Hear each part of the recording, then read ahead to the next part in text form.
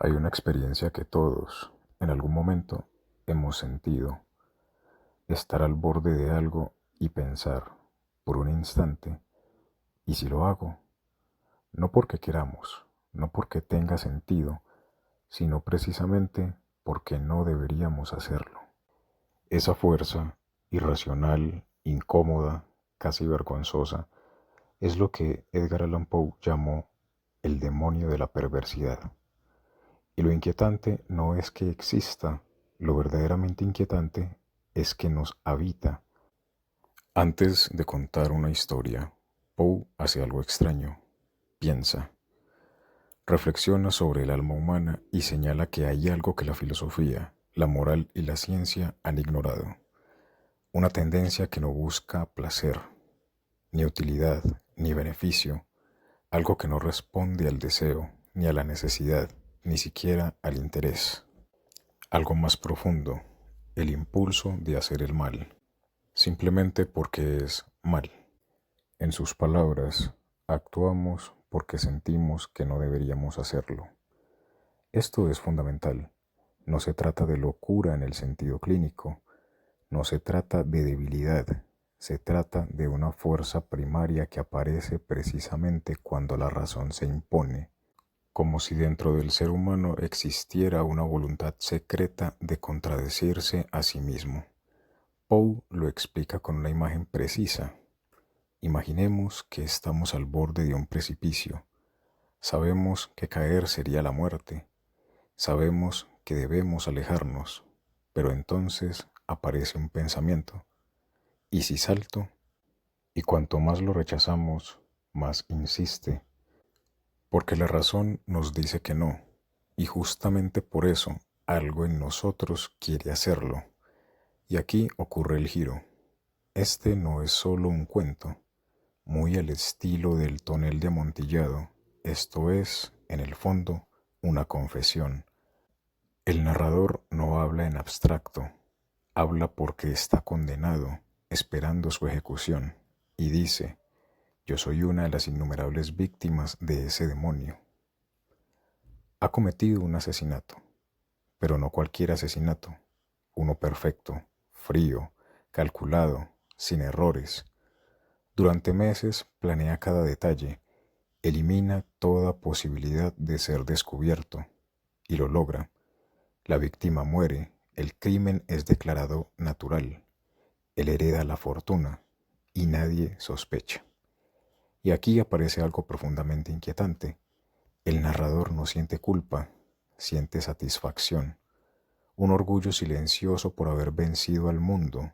Durante años vive en la certeza de su impunidad, pero entonces algo cambia. No aparece la justicia, no aparece la evidencia, no aparece ningún error. Aparece una idea. Una idea persistente, repetitiva, insoportable. La idea de que podría ser descubierto, no porque haya pruebas, sino porque existe la posibilidad de confesar. Y aquí es donde el cuento alcanza una profundidad extraordinaria, porque lo que Poe describe anticipa algo que más tarde el psicoanálisis freudiano formulará en torno al inconsciente. En el relato ya está presente la idea de que el sujeto no es dueño de sí mismo, que hay una instancia que lo gobierna sin que pueda controlarla plenamente, que hay pensamientos que se imponen, que se repiten, que no pueden ser expulsados.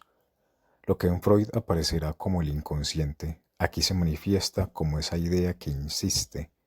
Pero no solo eso, también aparece algo aún más radical: la tendencia a la autodestrucción.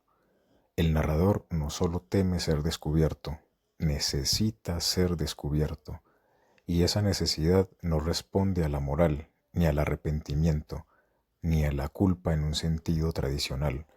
Responde a una fuerza interna que lo empuja a destruir su propia impunidad. Aquí podemos reconocer algo cercano a lo que Freud llamará la pulsión de muerte, esa tendencia del sujeto a sabotearse, a romper lo que ha construido, a dirigirse hacia su propia caída. Y junto a esto, aparece un tercer elemento clave, la compulsión a la repetición. La idea no se presenta una sola vez, se repite, se instala, se vuelve inevitable, como un pensamiento que no deja de pensarse, como una voz que no puede callarse, y en esa repetición el sujeto se desgasta, se fragmenta, se divide, ya no es uno, es el que quiere callar y el que necesita hablar, el que ha cometido el crimen perfecto y el que busca arruinarlo. Entonces ocurre lo inevitable, confiesa, se delata a sí mismo, se entrega, se condena, y lo hace no por error, no por presión externa, no por evidencia, lo hace porque no puede no hacerlo. Y aquí aparece una idea fundamental para leer en este cuento. La confesión no es un acto moral, es un acto estructural. El sujeto necesita decir, necesita hacer visible lo oculto, necesita cerrar la tensión que lo habita, no porque quiera redimirse, sino porque no soporta sostener el secreto. El crimen entonces no fracasa por fallas externas, fracasa porque el sujeto no puede sostener su propia coherencia. Y aquí está la controversia clave del cuento. El crimen no es el asesinato, el crimen es la traición a uno mismo. El sujeto que construye su impunidad es el mismo que la destruye. Este patrón aparece en otros cuentos de Poe. En El corazón delator, el asesino escucha un latido inexistente hasta confesar. En El gato negro, el crimen reaparece simbólicamente hasta delatar al culpable. En William Wilson, el enemigo adopta la forma de un doble. Pero en el demonio de la perversidad no hay símbolo, no hay sonido, no hay figura externa, hay solo una cosa, una idea.